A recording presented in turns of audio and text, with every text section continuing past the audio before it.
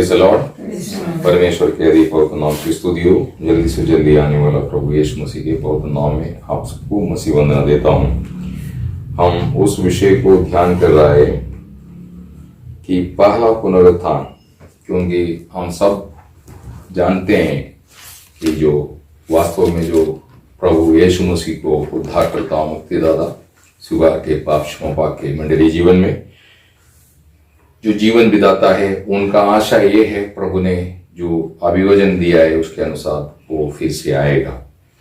और उसने हमको अभिवचन दिया है कि जहां मैं रहता हूं वहां तुम भी रहेगा। तो प्रभु ये समस्त सृष्टि को नया करने वाला है और फिर से मनुष्य को सौंपेगा।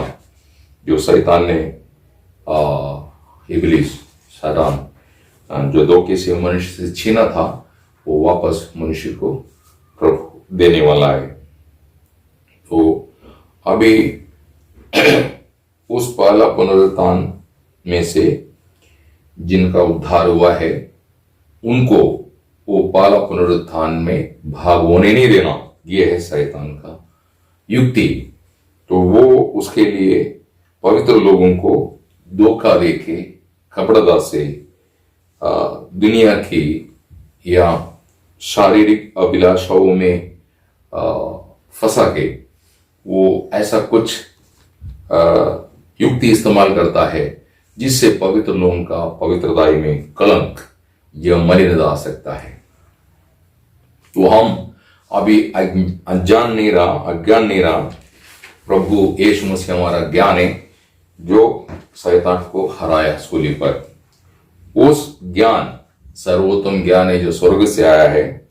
उस ज्ञान की रोशनी में और प्रभु का दान पवित्र आत्मा जो हमको दी गई, पवित्र आत्मा जो हमारा गाइड है, जो हमारा मददगार है, जो हमारा सहायक है, और मंडली जीवन और सही शिक्षण, ये मदद से हम जो कमी है, जो धोखे हैं, या हमारा पुराना मनुष्य का जो स्वभाव में से कई बातें जो हमें आज भी जड़ पकड़ा हुआ है, उसको उखाड़ फेंकने में प्रभु मदद करेगा।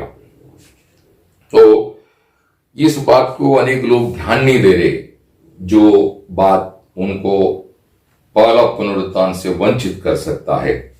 तो हम इस बात को समझना चाहिए और समझ करके जीवन बिताना चाहिए। तो यूहन्ना इसके बारे में समझाया हुआ वो बातों को लेकर के हम बात करता है। उसकी अभी उसके आधार पर हम पहला यूहन्ना का पहला पद, यूहन्ना ने लिखा हुआ फर्स्ट लेटर, उसका 5:16 आप पढ़ेंगे।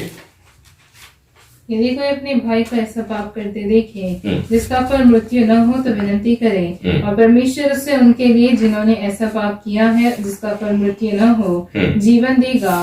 पाप ऐसा भी होता है जिसका फल मृत्यु है, इसके विषय में विनती करने के लिए नहीं करता। तो ऐसा भी पाप है जो मृत्यु है, उसका फल मृत्यु है। ऐसा भी कुछ पाप है जिसका फल मृत्यु नहीं, लेकिन हमारा पदवी और हमारा प्रतिबल ये खो सकता है, नष्ट हो सकता है। अभी जो मृत्यु है, ऐसा पाप के संबंध में प्रकटीकरण की पुस्तक में ऐसा बोलता है जिसका फल मृत्यु है, वो है प्रकटीकरण की पुस्तक रेवलेशन, उसका 21:8।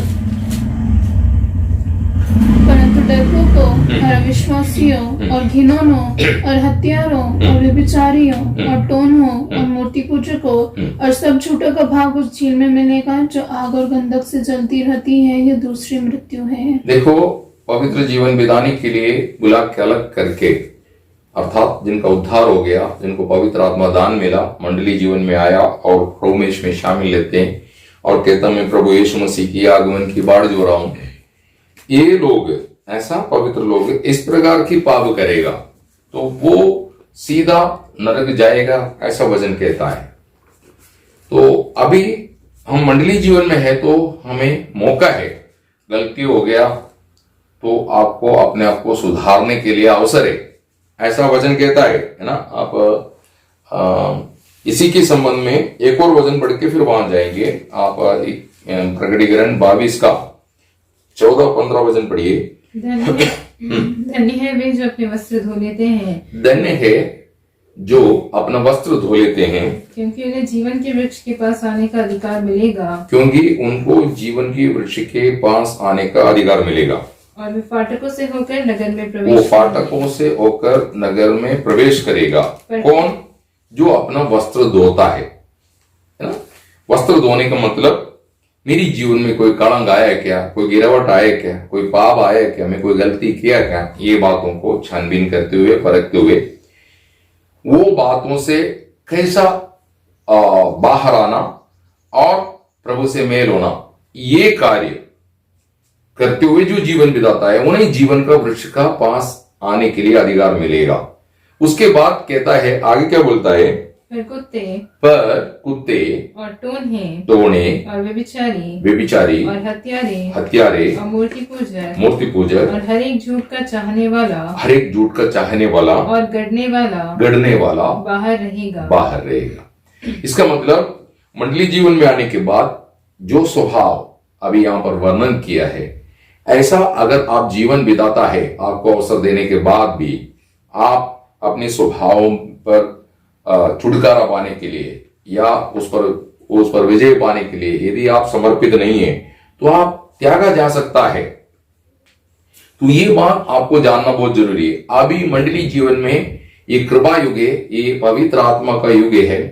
आपको पवित्र आत्मा समझाएंगे, प्रकाश देंगे, आपकी गलती को चिताते हैं कि समझाते हैं कि उससे बाहर आने के लिए। तो आप यदि पवित्र आत्मा का सहायता से वचन की रोशनी में सही मन फिरावट के साथ आप यदि प्रभु के सामने अपनी गलती को अंगीकार करके प्रभु से आप माफी मांगेगा तो प्रभु आपको अवसर देगा। ऐसा वचन कहता है ना। पहला योहान का पहला पत्र, पहला अध्याय, उसकी 9 वचन पढ़िए। 1 John chapter 1 verse 9। यदि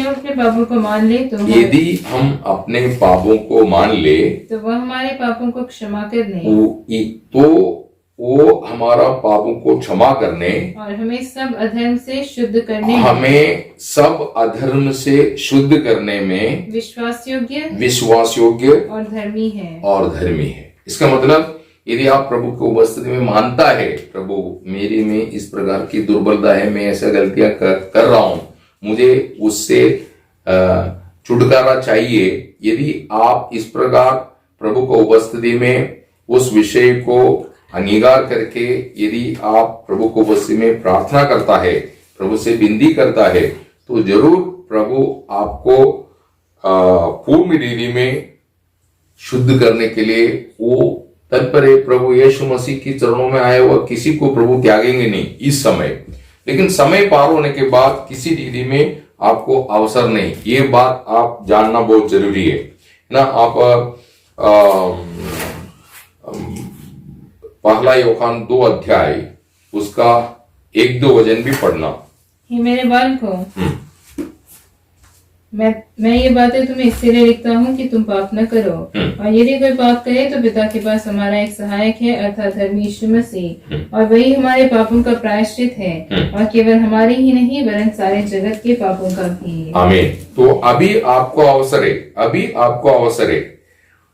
आप मंडली जीवन में आप जीते समय पर आपको पूर्ण मौका है कि आपसे अगर कोई गलती हो जाता है, आपसे कोई भूल चूक होता है, तो आप प्रभु के चरणों में उन कमियों को अंगीकार करके यदि आप आंसू बहा के प्रभु से प्रार्थना विनती करेगा, प्रभु आपको क्षमा करेंगे। तो लेकिन कुछ ऐसा विषय है जिसको पवित्र लोग अधिक ध्यान नहीं दे रहे। ऐसा कुछ विषय है जिसको समझना बहुत जरूरी है क्योंकि जब हम वचन में देखते समय पर मंडली जीवन में प्रभु क्या करता है, ये बात आप समझना ना। आप पहला थिस्सलुनी 4 अध्याय, थिस्सलुनियों को पॉल ने, जो प्रभु का दास यशदास पॉल ने जो पत्रिका लिखा, पहला थिस्सलुनी उसकी 4 अध्याय उसकी 3रा वचन पढ़िए।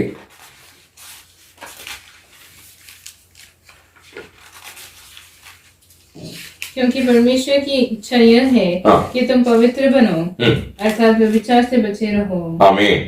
और उसका 7वां वचन, क्योंकि परमेश्वर ने हमें अशुद्ध होने के लिए नहीं परंतु पवित्र होने के लिए बुलाया है। आमीन। ये बात आपको जानना बहुत जरूरी है ना। वो इंग्लिश में पढ़िए, पहला थिस्सलुनी 4:3। For this is the will of God, your sanctification, that you should abstain from sexual immorality. देखा, मतलब आज अनेक लोग ये सेक्सुअल इमोरलिटी बोलने वाला विषय में फंस रहा है। आपको मालूम होना चाहिए, यीशु मसीह के उपदेश के मुताबिक अगर देखा जाएगा, पुराना व्यवस्था एक व्यभिचार होने से, मतलब एक पुरुष एक स्त्री के साथ या एक स्त्री एक पुरुष के साथ गलत रिश्ता, शारीरिक रिश्ता फिजिकली अगर करता है तो उसको व्यभिचार माना जाता है। लेकिन नया नियम के मुताबिक देखता है तो कि तुम एक स्त्री को देखे, अंदर मोह किया, उसके साथ व्यभिचार हो गया, ऐसा बोलता है। तो ये बात अनेक लोग समझ नहीं रहे। आपके अंदर किसी गलत अभिलाषा निर्माण हो गया तो आप मलिन हो जाएगा। आप प्रभु परमेश्वर के वचन के मुताबिक व्यभिचारी है। तो वो ऐसा फॉर्निकेशन से बचे रहो बोलता है, क्योंकि मंडली जीवन में आने के बाद आपको कई लोगों से ताल्लुकात रहेंगे और कई प्रकार का एक्टिविटीज रहेंगे। नजर से, बोली से, व्यवहार से आपकी मन में शैतान अभिलाषा निर्माण कर सकता है, मोह निर्माण कर सकता है। नहीं करना चाहिए। ऐसा कुछ गलती हुआ है तो हम प्रभु को बस में उसको मानना और माफी मांगना चाहिए, है ना। उसका 7वां वचन भी पढ़िए। For God did not call us to uncleanness, but in holiness. Holiness, uncleanness, मतलब अशुद्ध होने के लिए नहीं, हमें पवित्र होने के लिए बुलाया। तो पवित्र लोग ध्यान नहीं देंगे। इस प्रकार कुछ ऐसा कार्य है, धन की अभिलाषा, शारीरिक अभिलाषा, सांसारिक अभिलाषा, ऐसा कई बातें जिससे हमारा आंतरिक मनुष्य पर कलंक आ सकता है, मलिन आ सकता है। ये वचन रूबी जल स्नान से धो के शुद्ध करता है ना। आप एफिशियन उसकी 5 अध्याय उसका 26 और 27 वचन पढ़िए। एफिशियन 5 का 26 और 27। कि उसको वचन के द्वारा जल के स्नान से शुद्ध करके पवित्र बनाए और उसे एक ऐसी तेजस्वी कलीसिया बनाकर उसके अपने पास खड़ी करे, जिसमें न कलंक, न झुर्री, न कोई और ऐसी वस्तु, मतलब कि जिसके बारे में पॉल देखा तो कि उसको एक्सप्लेन करने के लिए बहुत अधिक लिखना पड़ेंगे, इसलिए उसने शॉर्ट में बोला ऐसा कोई बात ना हो। तो आकर आप वास्तव में आत्मा की रोशनी में, आत्मा के सायदा से, वजन की रोशनी में आप एक सावधान होकर के मंडली जीवन में नहीं चले तो आप विजयी पदवी से गिर जा सकता है। आप को रखा हुआ प्रतिबल और कई प्रकार की जो पदवियां हैं, जो प्रभु का सेवकाई में या मंडली जीवन में शामिल होने के कारण प्रभु की पुनरागमन पर प्रभु पवित्र लोगों को देख के आदर करने वाला है, तो उस समय आप दुखी और निराश हो सकता है। तो इससे आप बचने के लिए, आपको सावधान करने के लिए आपको कुछ ऐसे बातें हैं जो हम ध्यान कर रहा था, जिससे हमको हमारा पदवी या हमारा प्रतिबल ये सब हमको न मिलने के कारण हो, ऐसा कार्य ना होने के लिए हम सावधान रहना चाहिए। तो वचन में जो बोला है ऐसा पाप स्वभाव जो पवित्र आत्मा की मदद से वचन की रोशनी में हम अपने से दूर करना चाहिए, जिसके लिए ये सेवकाई रखा है, इसको अपन समझ के करना चाहिए। तो उसमें से सबसे पहला विषय था जरूरत से ज्यादा बातचीत, अधिक बातचीत, है ना। नीति सूत्र 10:19 में हमने इसके बारे में पढ़ा। प्रभु में जो पवित्र लोग है, मतलब प्रभु यीशु मसीह में जो पवित्र लोग को जो बिल्कुल योग्य नहीं और जिस बातों से प्रभु को महिमा नहीं और आत्मिक उन्नति नहीं लाता, ऐसा बातचीत आपको मलिन करेगा। आपको हिसाब देना पड़ेगा। ये मत्ती 12 अध्याय 36 और 37 वचन में देखने में हमको मिलता है। मैं फिर से बोल देता हूं, प्रभु में जो पवित्र लोगों के लिए जो योग्य नहीं और जिस बातचीत में प्रभु को महिमा नहीं मिलता और आत्मिक उन्नति नहीं लाता, ऐसी बातचीत पवित्र लोग, सांसारिक लोगों के विषय में नहीं, जिनका उद्धार होके पवित्र आत्मा का सिक्का या पवित्र आत्मा का दान जिनको मिलके जो मंडली जीवन में यीशु मसीह की मस्तक के अधीन में जीवन बिताने वाला, जो प्रभु में इसमें भाग लेके प्रभु का आगमन का बाढ़ जो रहा है, जिनके लिए प्रभु आ रहे, वो लोग इस प्रकार अयोग्य बातचीत नहीं करना चाहिए, इसलिए सावधान रहना। दूसरा हमने देखा, किसी के भी भाइयों का, मित्रों का निंदा करना ना। नीति सूत्र 14:21 में वो बात हम देखता है, प्रभु का संतान किसी की निंदा नहीं करना चाहिए, अपमान नहीं करना चाहिए। कारण हमारा प्रभु यीशु मसीह जब संसार में था, पिता का महिमा के लिए, पिता ने उसको सौंपा हुआ कामों को पूरा करने के लिए प्रभु यीशु मसीह ने निंदा सहन किया। ऐसा पहला पत्रोस 2 अध्याय 21-22 वचन में लिखा है। हम आपस में या संसार की किसी मनुष्य को कभी निंदा नहीं करना। ऐसा कार्य वो करता होगा, लेकिन आपकी मुंह से किसी की निंदा नहीं निकलना चाहिए। एक दृष्टांत देखेंगे, यूदा 9 वचन में, यूदा की पत्रिका उसका 9 वचन में देखते समय पर परमेश्वर की दूतों का जो प्रधान दूत है मिखाएल, जब मूसा का शरीर के संबंध में वाद विवाद हुआ था, तो शैतान से जब मिखाएल की बात हुआ, तो मिखाएल वहां पर शैतान को कोई अपमान की शब्द प्रयोग नहीं किया। प्रभु तुझे गुड़के, मतलब प्रभु तुझे डांटे, ऐसा बोला। मतलब मिखाएल कुछ नहीं बोला, है ना। मत्ती 4:10 और मत्ती 16:23 ये दोनों जगह पर यीशु मसीह बात करते समय पर शैतान से, हे शैतान तुम मुझसे दूर हो, फालतू बात नहीं करता यीशु मसीह। तो आप ये समझना चाहिए, आज अनेक लोग जो नहीं बोलना चाहिए, ऐसा कई बातें जो बोलता है वो उनकी जीवन के लिए न्याय के कारण बन सकता है।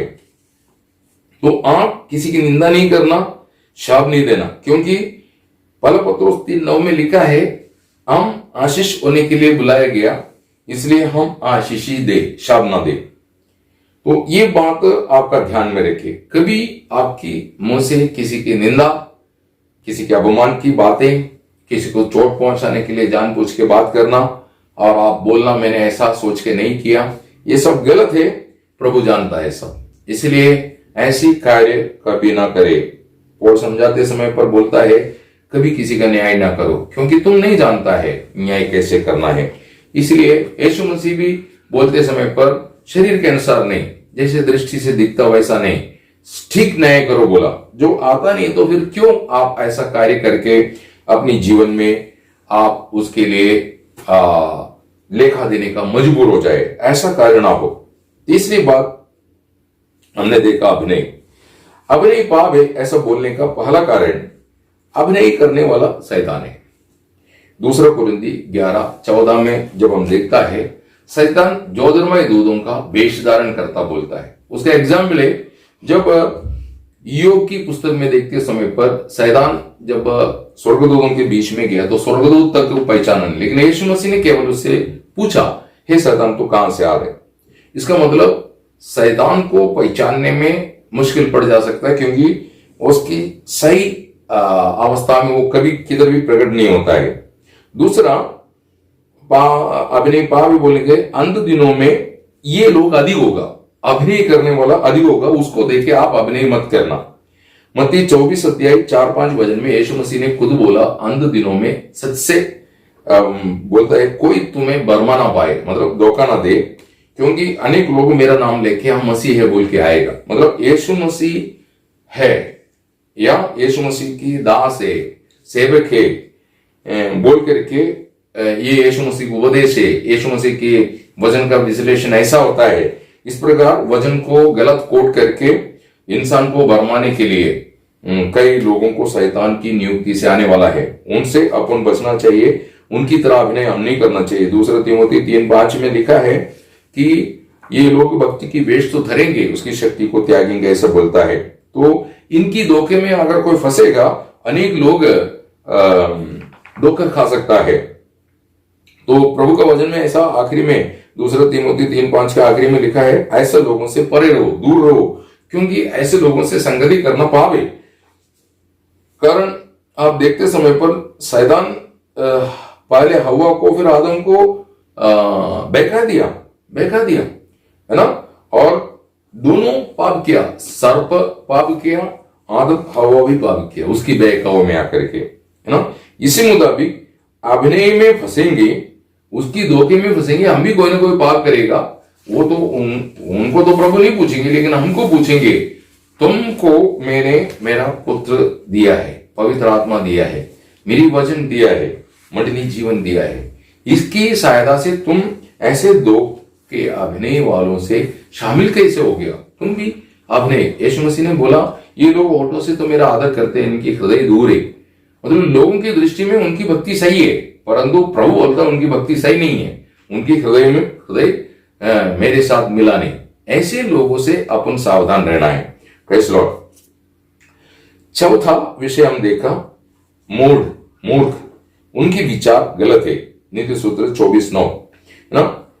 हमने देखा मूर्ख कौन है, ये बात आप बहुत अद्भुत रीति में इस बात को आपने देखा था। तो फिर आप इस बात को समझना चाहिए, है ना। आपको मालूम होना चाहिए प्रभु का वचन के अनुसार जो घर नहीं बांधता, घर बोले तो ये मनुष्य को रहने के लिए जो घर है वो विषय नहीं बात करता, आत्मिक जीवन को निभाता नहीं या बिताता नहीं, वे लोगों को निर्बुद्धि मनुष्य ऐसा बोलता है। मत्ती 7:26-27।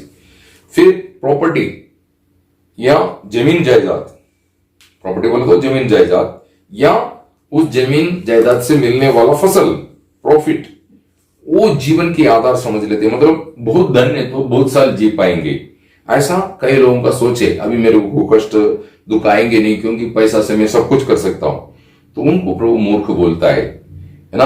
आप लूक उसकी 12:15-20 पढ़ते समय पर ये बात हमको देखने को मिलता है।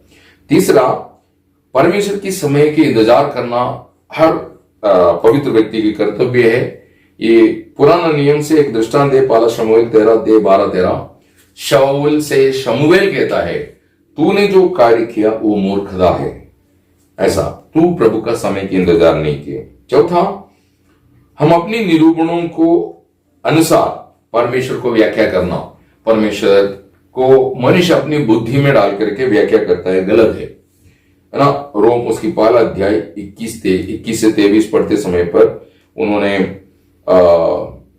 मनुष्य के रूप में, जानवर के रूप में, रेंगने वाला जंतु के रूप में, ऐसे कई रूप दे करके मनुष्य परमेश्वर की अपमान निंदा किया, वो मूर्खता है बोलता है। पांचवा, प्रभु का समय पर जो तैयार नहीं होता है उन्हें मूर्ख बोलता है। मत्ती 25:1-12, उसमें से 5 बुद्धिमान कुमारी है और 5 मूर्ख कुमारी है जो तैयार नहीं हुआ। छठवां हमने देखा, बाहरी बातों को अधिक मान्यता देना। बाहरी बातों को अधिक मान्यता देने बोले तो मतलब प्रभु बोला, तुम बर्तन की बाहर से मांजते हैं, अंदर पूर्ण रीति में बुलाइए।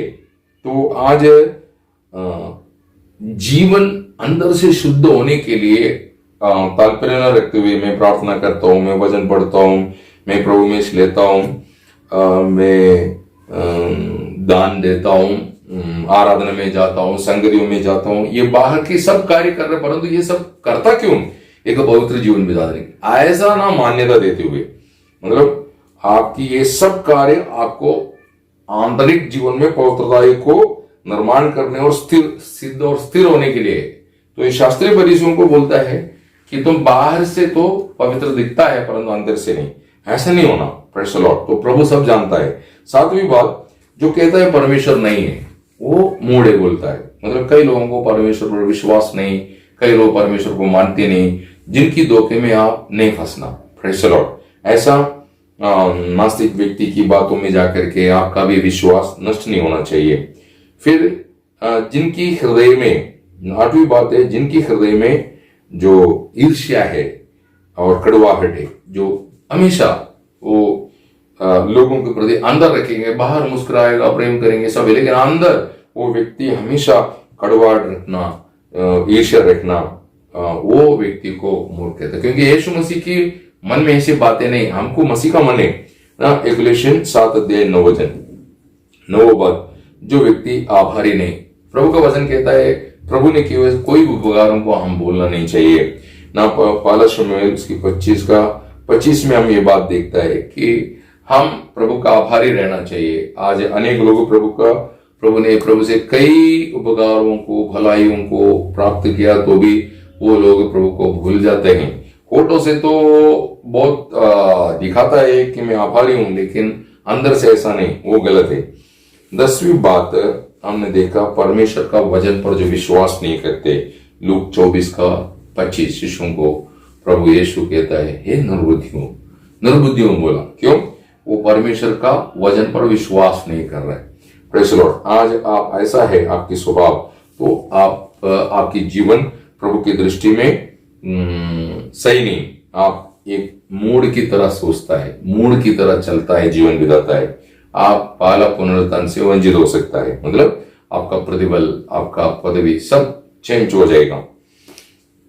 5वां बात हमने देखा, अभी तक ये 10 बात एक मूड के संबंध में बोला, ये बात आपको 4वां विषय में से 10 बात बोला था। अभी 5वां जो विषय है, भाइयों का मन को दुखाने वाला कार्य, मतलब वो मारपीट नहीं करता, परंतु उनकी हरकत से, उनकी चाल से सामने वाला व्यक्ति दुर्बल है तो उनको दुख लगेंगे। ऐसी चाल कभी नहीं करना। वो लोग प्रभु को विरुद्ध में पाप करता है, ऐसा बोलता है पहला कुरिन्थी 8:7-12। गलत चाल, आदर्श जीवन। पौल कहता है तीमुथियुस को, तुम अपने आप को एक आदर्श रखना, ऐसा बोलता है ना। आज अनेक लोगों के जीवन देख करके अंदर ही अंदर पवित्र लोग दुखी हो जाता है। अरे यार, ये लोग अपने आप को ऐसा बोलता है, लेकिन ये लोग हमारा आदर्श जीवन बिताता है, ये एक पाप है। ये बात आपको समझ में आना चाहिए। तो ये सब देख के अनेक लोग दुखी है। कई लोग मंडली जीवन में फिसल भी जा सकता है, उन लोग सोचता है ये सब वो करता है तो मैं भी कर सकता, ऐसा विचार में आएगा। Praise the Lord. 6वां विषय है, जो प्रार्थना नहीं करना, वो एक पाप है। कारण, पहली बात, प्रार्थना करना ये प्रभु की आज्ञा है। दूसरी बात, ये मंडली की 7 नियुक्त उपदेशों में से एक है प्रार्थना। तीसरी बात, प्रेरित लोगों को उपदेश है। प्रेरित लोगों का पत्रिकाओं में आप देखते समय पर वो मंडली को बताता है कि तुम लोग अधिक प्रार्थना करो, ऐसा। इस कारण हम प्रार्थना करना चाहिए। और हम कैसे प्रार्थना करना चाहिए? अपनी मनमानी से नहीं, आप पवित्र आत्मा में प्रार्थना करना चाहिए। रोम 8:26-27 और एफिशियन 6:18 ये वचन कहता है कि आपको प्रार्थना कैसा करना चाहिए। 7वां विषय हमने देखा कि भलाई करने के लिए आप जाना और नहीं करता, वो एक पाप है, ऐसा याकूब 4:17 कहता है। देखो, प्रभु की संतान से भलाई के अलावा बुराई नहीं निकलना चाहिए। एफिशियन 2:10 कहता है, तुम परमेश्वर की हस्तकला है, किसके लिए? भले काम के लिए, है ना। हम किसी की अर्थात शत्रु के लिए भी हम बुरा नहीं करना चाहिए। आज अनेक लोग हमारे विरुद्ध में बुरा करेंगे, परंतु हम उनके साथ बुरा नहीं करना। Praise the Lord. बुराई से ना हारो, भलाई से बुराई को जीतो, ऐसा बोलता है। हमारे विरुद्ध में लोग बुरा करेंगे, लेकिन हम ऐसा कार्य कभी नहीं करना, है ना। रोम उसकी 12:19 से 21 तक हम पढ़ते समय पर यह बात हमको देखने को मिलता है। तो 7 बात हमने ध्यान किया, वो हमें कलंकित कर सकता, मलिन कर सकता, जिससे हमारा पदवी, जो प्रभु के सामने हमको मिलने वाला प्रशंसा, आदर सब नष्ट हो सकता है। कि प्रभु जिस प्रतीक्षा से विश्वास योग्य समझ करके प्रभु ने हमको नियुक्त की, ऐसा कार्य हम नहीं करेंगे तो बाद में हम पछताना पड़े। और 8वां विषय, रोम उसकी 14:23, अविश्वास। अविश्वास एक पाप ही बोलता है। आपको मालूम है इब्री 11:6 में विश्वास बिना परमेश्वर को प्रसन्न करना अनूना है। एक पवित्र व्यक्ति की जीवन में विश्वास होना, ये 3 खंबा जो मसीह को दृढ़ करता है, स्थिर करता है, मजबूत करता है, ऐसा 3 खंबा है जो पौल कहता है 1 कोरिन्थी 13:13 में, विश्वास, आशा, प्रेम। ये 3 खंबे में एक विश्वासी की जीवन है। इसमें प्रॉब्लम क्रिएट करना ही शैतानी युक्ति है, आप में अविश्वास लाना। आपको मालूम है जब शिष्यों को प्रभु ने एक सेवकाई अर्थात 5 रोटी, प्रभु का प्रचार खत्म हो गया, सेवा खत्म होने के बाद लोगों को भोजन खिलाया, 5 रोटी 2 मछली 5000 को विभाजन करके खिला के 12 टोकरी बच गए। अच्छा, एक अच्छा सेवकाई समाप्त होने के बाद प्रभु ने चेलों को बोला उस पार जाओ, ऐसा बोला, और उनको प्रभु ने दबाव डाल करके जान भेजा। तो उन लोग जब सागर में यात्रा कर रहा था, समुद्र में यात्रा कर रहा था, तो वहां पर क्या हो गया कि उनकी जीवन में उनकी यात्रा के विरुद्ध में एक तूफान उठा, जिस तूफान से उन लोग बहुत घबरा गया। चौथे पैर पर यीशु मसीह वहां पहुंच गया तो शिष्य लोग यीशु मसीह को देख के भूत मतलब उनको ऐसा लगता है पानी के ऊपर से भूत चलता है, और यीशु मसीह उनको बोलता है डरो मत, मैं हूं बोला। तो पतरस ने बोला कि अगर तू है तो मुझे भी आपके पास आने के लिए बोलो बोला। तो यीशु मसीह ने पतरस को बोला आओ बोला। एक पतरस पानी पर चलने लगा, एक कुछ समय के बाद तो डूब गया। तो यीशु मसीह उनको बचाया तो भी बोलता है हे अल्प विश्वासी, तूने क्यों अविश्वास किया, क्यों अविश्वास। तो मतलब कैसे क्यों ना हो, पतरस की दिल में अविश्वास लाया शैतान ने। इसी मुताबिक हम भी मंडली जीवन में चलते समय पर कई परीक्षा, कई विरोध, कई परिस्थिति ऐसा निर्माण होगा जिसकी माध्यम से हमारे अंदर अविश्वास निर्माण कर सकता है। तो वो मौका नहीं होना, ऐसा अविश्वास पावे आप बोलना है प्रभु को, उसमें प्रभु मेरे अंदर अविश्वास आया, मुझे माफ कर दो, है ना। क्योंकि आप प्रभु पर अविश्वास नहीं करना, प्रभु ये चाहता नहीं, क्योंकि प्रभु आपके साथ कभी धोखा नहीं देगा। वो विश्वासों के प्रभु है और कहता है दुनिया का अंत तक मैं रोज तुम्हारे साथ हूं, प्रभु कभी तुम्हें छोड़ नहीं सकता है। तो आज पवित्र लोग जो अपने आप को प्रभु का संतान कहता है, प्रार्थना करते समय, वचन पढ़ते समय, वचन सुनते समय पर विश्वास से प्रार्थना करता है क्या, वचन पढ़ता है क्या, वचन सुनता है क्या। ये प्रभु का वचन में लिखा है विश्वास सुनने से सुनना प्रभु यीशु मसीह की वचन के द्वारा। आज आप वचन सुनते समय पर वो विश्वास में परिणाम होता है क्या, ये आप परखना है। क्योंकि जब हम देखते समय पर हव्वा क्यों धोखा खाया, उसका एक कारण उसका अविश्वास है। उसने परमेश्वर पर अविश्वास किया, कैसा, सर्प की बातों में आकर के, और हव्वा की बातों में आदम भी आ गया। इस कारण ऐसा उनकी जीवन में पाप आ गया, और वहां पर परमेश्वर आदम से पूछता है तुम स्त्री का क्यों सुना, है ना। तो आपको करीब का क्यों ना हो, लेकिन आप उसका सुनकर के कोई कार्य नहीं करना। आप ये देखना है वचन के अनुसार ये है क्या, प्रभु ने ऐसा बोला है क्या। आपका कितना भी बड़ा मित्र हो, कितना भी अच्छा विश्वासी क्यों ना हो, बात करते हुए पतरस ने बोला, बहुत प्यार से बोला, क्या बोला, प्रभु तेरे साथ ऐसा नहीं होना चाहिए। पतरस परमेश्वर प्रभु यीशु का मुख्य शिष्य है, और प्रभु हर जगह पतरस को लेके चलता है, और परमेश्वर ने उसको प्रकटीकरण दिया यीशु मसीह कौन है करके, और शिष्यों में सबसे पहले ये प्रकटीकरण अपने मुंह से कहा हुआ व्यक्ति पतरस है।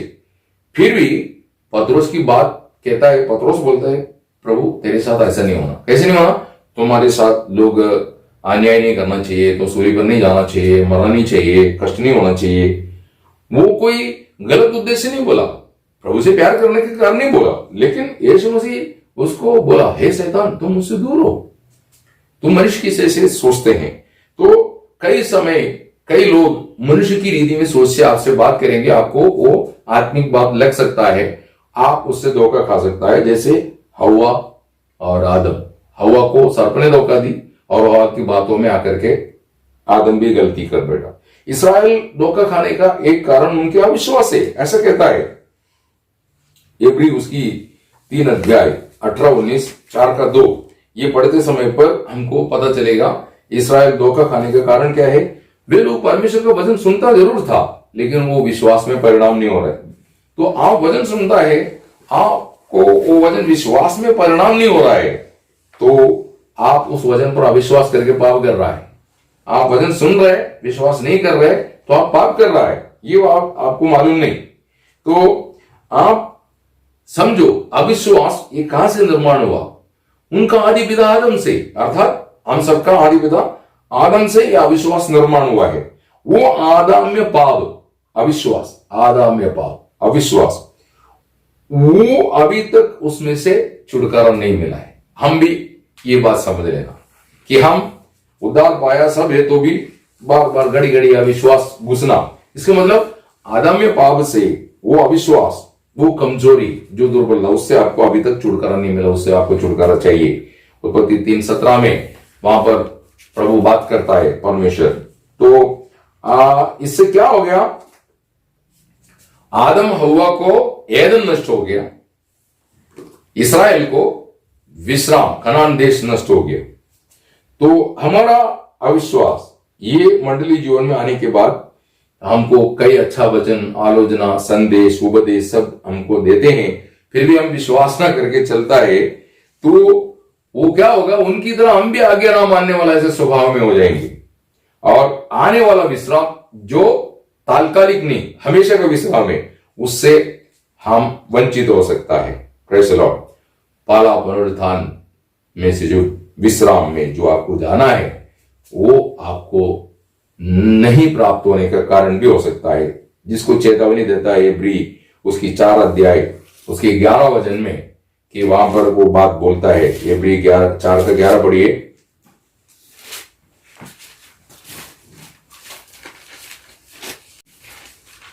अतः हम उस विश्राम में प्रवेश करने का प्रयत्न करें, ऐसा न हो कि कोई जन उनके समान आज्ञा न मानकर गिर पड़े। आमीन। उन लोग आज्ञा न मानने का कारण क्या है, उनके अविश्वास। Praise the Lord. इसलिए हम रोज परखना है। पौल कहता है 2 कुरिन्थियों 13:5 में, तुम विश्वास में है कि नहीं खुद को परखो, ऐसा कहता है ना। यीशु मसीह ने भी बोला लूक की शुभवर्तमान 18:8 में, मनुष्य पुत्र के आगमन पर पृथ्वी पर विश्वास मिलेगा क्या।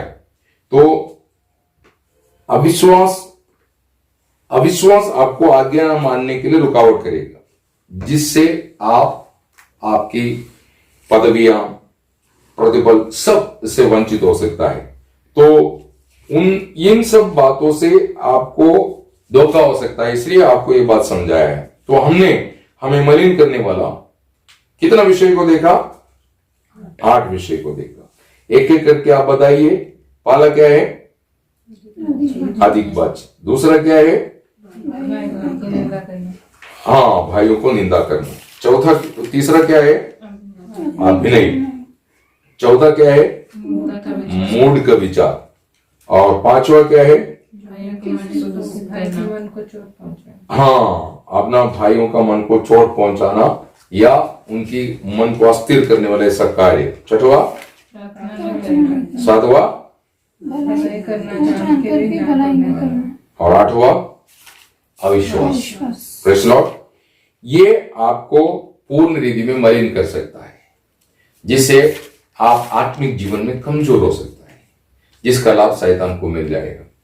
इसलिए ऐसे बातों को जांचना परखना और ऐसे एक समर्पित ऐसा बातों से अपन शुद्ध होके या ऐसा स्वभावों से छुटकारा पाके एक समर्पित और एक योग्य पवित्र जीवन बिताते हुए प्रभु का आगमन को बाढ़ जोने के लिए प्रभु इन वचनों से आप सबको भरपूर आशीष दे। मैं यहाँ पर रुकना चाहता हूँ। Praise the Lord.